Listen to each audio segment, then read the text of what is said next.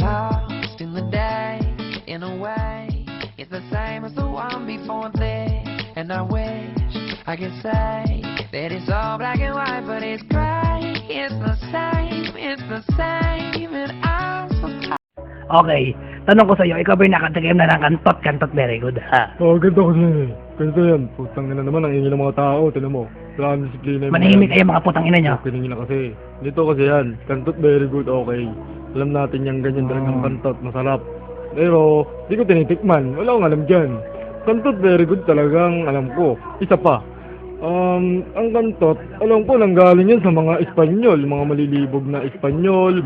Lahat sila ay nakahubad habang may kinakantot. Kaya tawag, kantot very good. Yun, ang nasasabi ko. Okay, okay. Diba?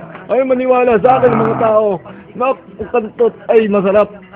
Oh, ikaw, nakakantot ka na ba? Di pa! Virgin ka pa! Utang ina mo! Okay. Ano masasabi mo? Ha?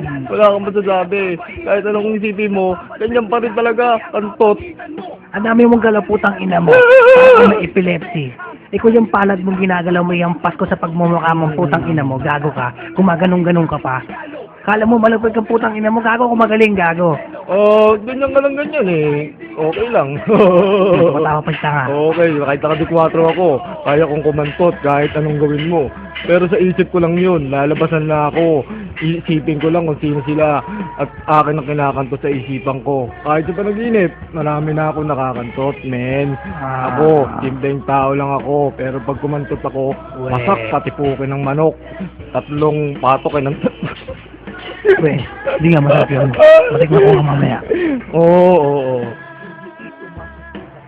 Yun, kasi masarap yun. Pero pag masarap talaga yung goldfish yung gusto ko. Ganyan kasi yan eh, ang mga masasabi natin sa mga sinasabi mo, wala na akong alam dyan. Kung sinasabi nila na hindi ako nakakantot, patunayan nyo. Pakita nyo yung ebidensya. Kaso hindi, wala silang ebidensya mapakita ako. May kinakantot ako, natatawa lang ako sa kanila eh. Pero okay lang yun. Ganyan talaga yun, maraming inggit eh. Kasi hindi pa sila nakakakantot ng manok. Yun lang, yung lalaking bukan yung manok. Ayan, hayaan nyo na yun. Ibig sabihin nun, nakakantot ka na rin ng kamote, tsaka sayote, tsaka upo. Pero mas masarap Okay lang yun, men. Yun, alam mo yun. Pero wala sa akin yun. Kahit anong gawin mo, lilipad lang yun. Sabay kantot, di ba? Tapos.